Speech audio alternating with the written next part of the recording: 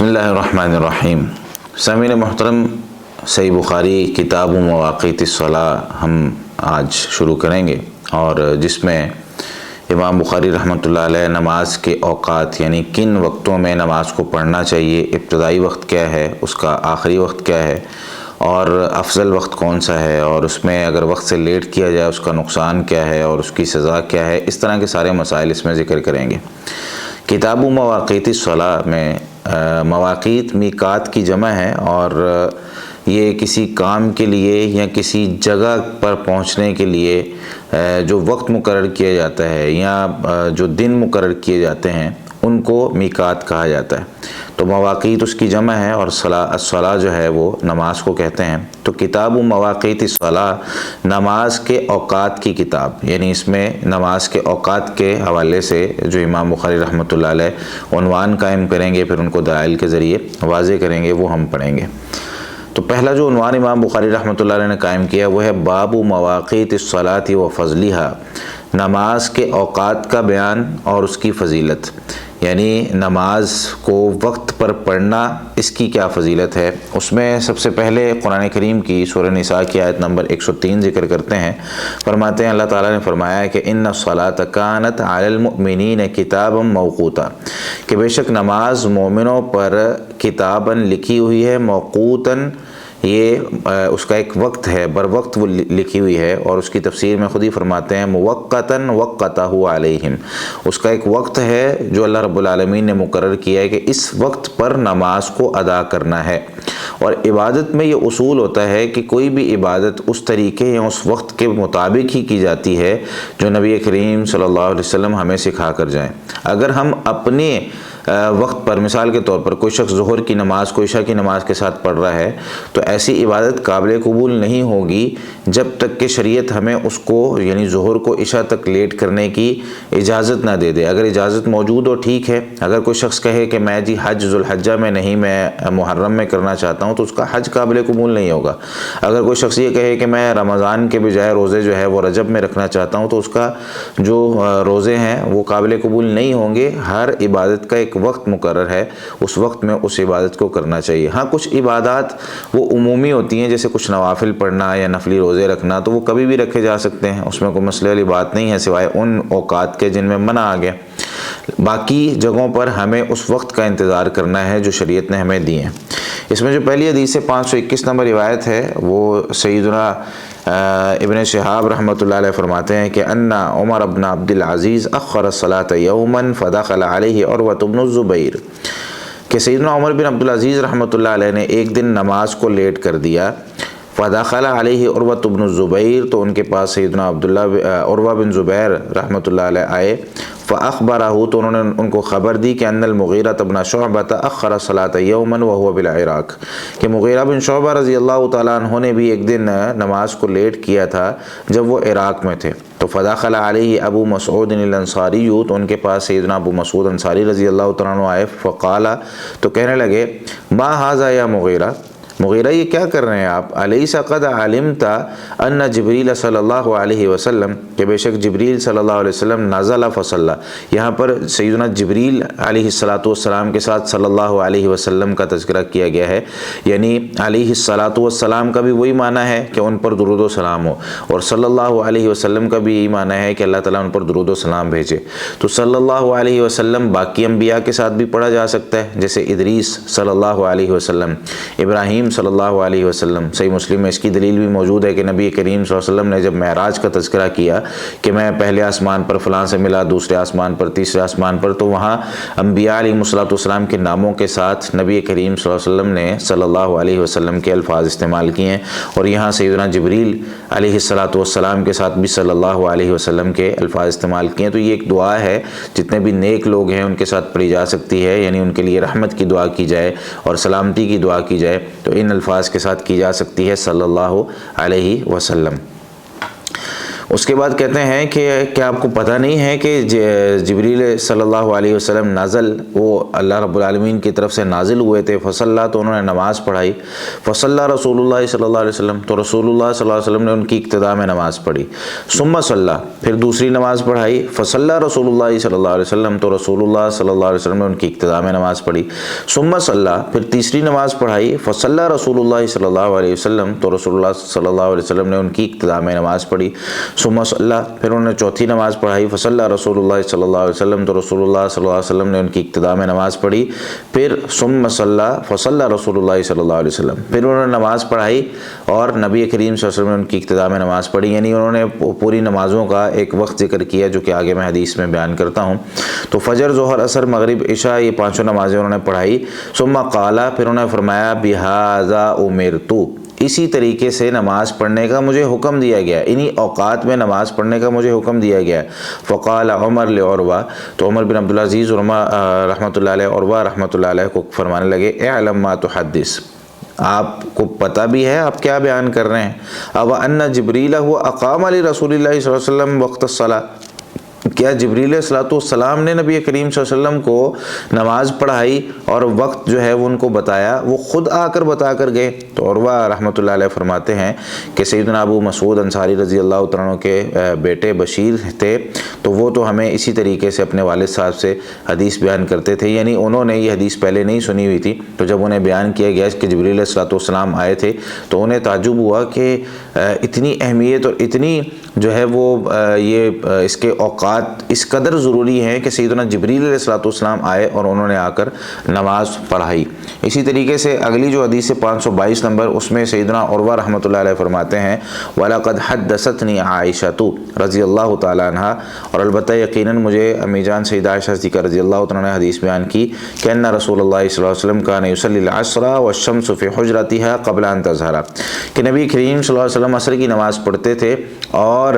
سورج کی ابھی کرنیں اور سورج کی جو روشنی تھی وہ ان کے حجرے میں پڑ رہی ہوتی تھی اس سے پہلے کہ وہ دیوار پر چڑھے، مطلب یہ گھر ہے اور یہ سورج ہے تو یہاں سے روشنی اس میں پڑ رہی ہے، جب سورج ڈھلنا شروع ہوگا غروب کی طرف تو روشنی جو ہے وہ دیوار کے اوپر چڑھنا شروع ہو جائے گی، تو جب سورج جو ہے وہ غروب کی طرف جائے گا تو روشنی جو ہے وہ دیوار سے نکل جائے گی، تو کہتے ہیں کہ روشنی ابھی گھر کے اندر ہی ہوتی تھی، یعنی سورج اتنا اوپر ہوتا تھا کہ روشنی اس کی زمین پہ پڑ رہی ہے، تو اتنی جلدی آپ صلی اللہ علیہ وسلم عصر کی نماز کو پڑھ لیا کرتے تھے۔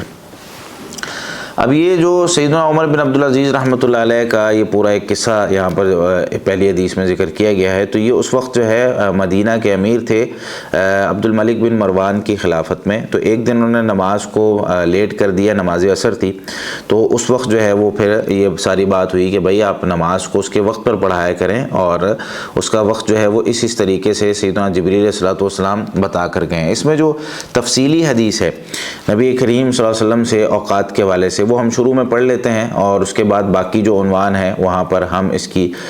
وضاحت کرتے چلے جائیں گے یا اشارہ کرتے چلے جائیں گے، جس سے ہمیں پتہ چل جائے گا۔ سنن نسائی میں 513 نمبر روایت ہے اور صحیح ہے، سیدنا جابر بن عبداللہ رضی اللہ تعالیٰ عنہ فرماتے ہیں کہ ان جبریل اتى النبی صلی اللہ علیہ وسلم يعلمه مواقیت الصلاۃ، کہ بے شک جبریل علیہ السلام نبی کریم صلی اللہ علیہ وسلم کے پاس آئے اور انہیں نماز کے اوقات وقت بتا رہے تھے کہ کیسے انہوں نے نماز پڑھانی ہے۔ فتقدم جبریل علیہ السلام آگے کھڑے ہوئے، ورسول اللہ صلی اللہ علیہ وسلم خلفہ، رسول اللہ صلی اللہ علیہ وسلم ان کے پیچھے کھڑے ہوئے، اور والناس خلف رسول اللہ صلی اللہ علیہ وسلم، اور لوگ رسول اللہ صلی اللہ علیہ وسلم کے پیچھے موجود تھے، یعنی نمازوں کے وقت میں آئے، وہ پریکٹیکلی جو نماز ہوتی ہے علیحدہ سے انہوں نے کوئی نماز نہیں سکھائی، جو نماز کا اصل وقت تھا اس میں آئے تو پہلی نماز انہوں نے پڑھائی، فصل الظہر، انہوں نے ظہر کی نماز پڑھائی، حین زالت الشمس، جب سورج جو ہے وہ زوال سے، یعنی جب سورج سر پہ آتا ہے نا اس کو کہتے ہیں زوال کا وقت، جب سایہ بالکل چیزوں کا اس کے نیچے ہوتا ہے تو اس وقت نماز پڑھنا منع ہے۔ جیسے ہی سورج تھوڑا سا سائڈ پہ ہٹتا ہے، زالت الشمس اس کو کہتے ہیں، تو یہ جب تھوڑا سا سائڈ پہ ہٹتا ہے تو زوال کا وقت ختم ہو جاتا ہے، اب ظہر کی نماز کا وقت شروع ہو جاتا ہے، جیسے ہی سایہ کسی چیز کا نکلنے لگتا ہے تو ظہر کی نماز کا وقت شروع ہو جاتا ہے، تو کہتے ہیں کہ اس وقت انہوں نے ظہر کی نماز پڑھائی۔ وَأَتَاهُ حِينَ كَانَ الظِّلُّ مِثْلَ شَخْصِهِ، اور وہ آئے کہ جب کسی چیز کا سایہ یا کسی شخص کا سایہ اس کی برابر ہو گیا، فصنع کما صنع، پھر انہوں نے اسی طریقے سے نماز پڑھائی جس طریقے سے انہوں نے نماز پڑھائی تھی کہ پہلے وہ آگے کھڑے ہوئے، فتقدم جبریل ورسول اللہ صلی اللہ علیہ وسلم خلفہ والناس خلف رسول اللہ صلی اللہ علیہ وسلم فصلی العصر، تو انہوں نے اس وقت عصر کی نماز پڑھائی۔ تو طریقہ کار یہ ہے کہ اگر سورج کے حساب سے، اور نمازوں کا تعلق جو ہے نا یہ سورج کے حساب سے ہوتا ہے، مہینوں کا تعلق چاند کے حساب سے ہوتا ہے، تو سورج جب طلوع ہوتا ہے یا غروب ہوتا ہے اور زوال کا وقت ہوتا ہے، یہ ساری چیزیں نمازوں کا تعلق کب پڑھنی کب منع ہے اس کا تعلق سورج کے ساتھ ہے۔ تو ہم ایک لکڑی لے لیں یا ایک پین یا کوئی بھی چیز لمبائی میں جو ہو اس کو لے لیں، وہ چاہے 1 ہاتھ لمبی ہے چاہے وہ آدھا ہاتھ لمبی ہے، اس کو ہم لے لیں۔ سب سے پہلے اس کو زمین پہ آپ لٹا دیں، زمین پہ لٹا کے اس کی لمبائی اور چوڑائی کی جگہ پہ لائنیں لگا لیں۔ اب لائنیں لگانے کے بعد جو پہلی لائن ہم نے لگائی ہے نا وہاں پر اس کو کھڑا کر کے اس کو تھوڑا سا گاڑ دیں اندر، کہ اس کا جو ہے وہ لمبائی کے مطابق ہم نے اس کی لائن لگائی ہوئی ہے، ٹھیک ہے، کہ اس کی یہاں سے لے کے یہاں تک اس کی لمبائی ہے، اگر اس کو لٹائیں تو وہ کھڑا کر دیا گیا۔ اب ہم سورج کو دیکھتے رہیں، سورج سر پہ آیا ہے تو زوال کا وقت شروع ہو گیا۔ اب جب سورج تھوڑا سا غروب کی طرف جانا شروع ہوگا تو اس کا سایہ نکلنا شروع ہو جائے گا، تو سایہ نکل رہا ہے اس کا، سورج آہستہ آہستہ جا رہا ہے، سایہ نکل رہا ہے، اور جب وہ اس لائن تک پہنچ گیا یعنی اس کی لمبائی کے مطابق پہنچ گیا ہے تو یہاں سے لے کر یعنی سورج کے زوال کی طرف جاتے ہوئے سے لے کر اور جب کسی چیز کا سایہ اس کے ایک مثل ہو جائے یعنی اس کے برابر ہو جائے تو اس وقت تک ظہر کا وقت ہے، یہ درمیانی وقت ظہر کا ہے، ظہر کو اس سے لیٹ نہیں کرنا چاہیے۔ اور اگر سایہ ہم اس کو ڈبل کر لیں، مطلب یہاں سے یہاں تک اس کی لمبائی ہے اور پھر یہاں سے دوبارہ اس کو یہاں تک کریں تو اس کی ڈبل لمبائی بنتی ہے، تو یہاں تک عصر کا وقت ہے، جیسے ابھی ہم آگے پڑھیں گے تو یہاں تک عصر کا وقت ہے، یعنی سایہ 1 مثل سے لے کے 2 مثل تک عصر کا وقت ہوتا ہے۔ اس وقت میں ہمیں عصر کی نماز پڑھنی چاہیے۔ تو یہ ظہر اور عصر کی نماز کا وقت نکالنے کا طریقہ ہے اگر ہم پریکٹیکلی طور پہ کہیں سورج کے حساب سے نکال رہے ہیں۔ باقی آج کل تو گوگل اور گھڑیاں اور کیلنڈر اور اس طرح کی بہت ساری چیزیں آ گئیں جس سے اب کام بہت آسان ہو گیا، لیکن پریکٹیکلی اسلام نے تو ہمیں ایسی چیزوں کے ساتھ جوڑ دیا نا جو نہ ہو، انٹرنیٹ نہیں ہے، گوگل نہیں ہے، تو کیسے آپ کو پتہ کرنا بھی نماز کا وقت ہے کہ نہیں ہے؟ تو اس میں ہمیں فطری طریقے جو ہے وہ ان کے ساتھ جوڑ دیا گیا۔ تو فرماتے ہیں ثم اتاہ حین وجبت الشمس، پھر آئے جب یعنی تیسری نماز کے لیے جب آئے تو سورج جو ہے وہ غروب ہو چکا تھا، فتقدم جبریل ورسول اللہ صلی اللہ علیہ وسلم خلفہ، جبریل علیہ السلام آگے بڑھے، رسول اللہ صلی اللہ علیہ وسلم ان کے پیچھے تھے، والناس خلف رسول اللہ صلی اللہ علیہ وسلم فصلی المغرب، تو لوگ جو ہے وہ نبی کریم صلی اللہ علیہ وسلم کے پیچھے تھے اور انہوں نے مغرب کی نماز پڑھائی۔ ثم اتاہ حین غاب الشفق، پھر سورج غروب ہونے کے بعد نا آسمان پہ تھوڑا سا سرخی سی رہتی ہے، اس کو شفق کہتے ہیں، یہ تقریباً 35-40 منٹ تک رہتی ہے۔ تو کہتے ہیں کہ جب جبریل علیہ السلام یعنی اگلی نماز کا وقت ہوا، جب شفق غائب ہو گئی، وہ جو روشنی تھی سورج کے غروب ہونے کے بعد کی ہلکی سی وہ بھی غائب ہو گئی، تو جبریل علیہ السلام آئے، فتقدم جبریل ورسول اللہ صلی اللہ علیہ وسلم خلفہ والناس خلف رسول اللہ صلی اللہ علیہ وسلم فصلی العشاء، تو نبی جبریل علیہ السلام کھڑے ہوئے، رسول اللہ صلی اللہ علیہ وسلم ان کے پیچھے ہیں، لوگ ان کے پیچھے ہیں، تو انہوں نے پھر عشاء کی نماز پڑھائی۔ اچھا، یہ ثم اتاہ حین انشق الفجر، پھر آئے جب فجر پھوٹ پڑی، جو ایک ہے سورج کا طلوع ہونا، اس سے پہلے ایک فجر کا طلوع ہونا ہوتا ہے، اس وقت ہلکی سی روشنی آسمان پر آتی ہے، تو جب وہ اس طریقے سے وقت آیا تو فتقدم جبریل و رسول اللہ صلی اللہ علیہ وسلم خلفہ، جبریل علیہ السلام آگے ہوئے، اس کے پیچھے جو ہے وہ نبی کریم صلی اللہ علیہ وسلم ہیں، اس کے پیچھے لوگ ہیں، اور تو پھر فرمانے لگے کہ فصل الغداۃ، تو انہوں نے پھر فجر کی نماز پڑھائی۔ اب یہ ایک دن کا ہو گیا کہ ابتدائی وقت جو تھے نمازوں کے وہ انہوں نے بتا دیے کہ اس طریقے سے آپ نے نماز پڑھنی ہے۔ اس کے بعد ثم اتاہ الیوم الثانی، پھر دوسرے دن نبی کریم صلی اللہ علیہ وسلم کے پاس آئے، حین کان ظل الرجل مثل شخصہ، جب کسی بھی شخص کا سایہ اس کی مثل ہو گیا، یعنی میں نے بتایا تھا نا کہ اپنے کسی چیز کو اس طرح ناپا ہے تو اس کا سایہ اس کی مثل ہو گیا، تو جب آخری اس کی مثل ہونے والا تھا یا بالکل اینڈ پہ تھا، فصنع کما صنع بالامس فصل العصر فصل الظہر، تو ظہر کی نماز یہاں پہ پڑھائی جب اس کے مثل ہو گیا۔ پھر کہتے ہیں ثم اتاہ حین کان ظل الرجل مثل شخصہ، جب اس کے ڈبل ہو گیا تو عصر کی نماز اس وقت پر پڑھائی، یعنی ابتدائی وقت جو ہے وہ زوال کے ڈھلنے سے شروع ہوا اور سایہ جب ایک مثل ہو جاتا ہے اس وقت تک انتہائی وقت ہے، ابتدائی وقت اور انتہائی وقت۔ اس کے بعد جو ہے جب دو مثل ہو جائے تو یہ عصر کا انتہائی وقت ہے۔ ثم اتى حين وجبت الشمس، اور جب سورج غروب ہو گیا پھر آئے فصنع كما صنع بالامس فصل المغرب، پھر مغرب کی نماز پڑھائی۔ تو مغرب کی نماز کا وقت سورج غروب ہونے کے بعد ہوتا ہے، اس میں 10 منٹ کا وقفہ دیا جا سکتا ہے، رکعتیں وغیرہ نوافل وغیرہ پڑھنے کے نبی کریم صلی اللہ علیہ وسلم بھی دیا کرتے تھے، اور صحیح بخاری میں روایت ہے صلوا قبل المغرب صلوا قبل المغرب قال فی الثالثۃ لمن شاء، آپ صلی اللہ علیہ وسلم فرمایا کرتے تھے بھئی مغرب سے پہلے نوافل پڑھو، مغرب سے پہلے نوافل پڑھو، اور پھر آپ صلی اللہ علیہ وسلم نے تیسری مرتبہ فرمایا بھئی جو چاہے پڑھ لے، فرض نہیں قرار دیا لیکن اتنا کو وقت دے دینا چاہیے، اور ہمارے ہاں عام طور پہ تو نہیں دیا جاتا لیکن رمضان میں لوگ دے دیتے ہیں۔ پھر یہ وقت کہاں سے نکل آتا ہے رمضان میں، یہاں پر یہ سوچنے کی بات ہے۔ تو ہمیں پورا سال ہی یہ وقت دینا چاہیے تاکہ جو لوگ سنتیں اور نوافل پڑھنا چاہتے ہیں تو وہ 2 کم از کم سنتیں پڑھ لیں مغرب سے پہلے والی۔ اس کے بعد جو ہے کہتے ہیں کہ عشاء کی نماز پھر آپ صلی اللہ علیہ وسلم نے لیٹ پڑھائی، فنمنا ثم قمنا، ہم سو گئے پھر ہم بیدار ہوئے، یعنی بیٹھے بیٹھے ہمیں نیند آنے لگ گئی، ہم سو گئے، ثم نمنا ثم قمنا، پھر ہم سو گئے پھر ہم بیدار ہوئے، فاتاہ فصنع کما صنع بالامس، وہ آئے جس طرح انہوں نے پچھلے دن نماز پڑھائی تھی ویسے ہی نماز پڑھائی، فصل العشاء، تو انہوں نے عشاء کی نماز پڑھائی۔ اور اگلی روایت میں عشاء کی نماز کے وقت کے حوالے سے نبی کریم صلی اللہ علیہ وسلم نے ارشاد فرمایا، بلکہ اس حدیث کو میں اس حدیث کے کچھ الفاظ میں علیحدہ سے بیان کر دیتا ہوں۔ ثم اتى حين امتد الفجر واصبح والنجوم بادیہ مشتبکہ، اور کہتے ہیں کہ جب اگلے دن آئے تو فجر جو ہے وہ اس کی روشنی کچھ زیادہ ہو چکی تھی، اور واصبح، اور صبح ہو چکی تھی، یعنی صبح اتنی روشنی نہیں تھی لیکن ابھی ابتدائی اس کا روشنی کا جو ہے وہ پھوٹنا موجود تھا۔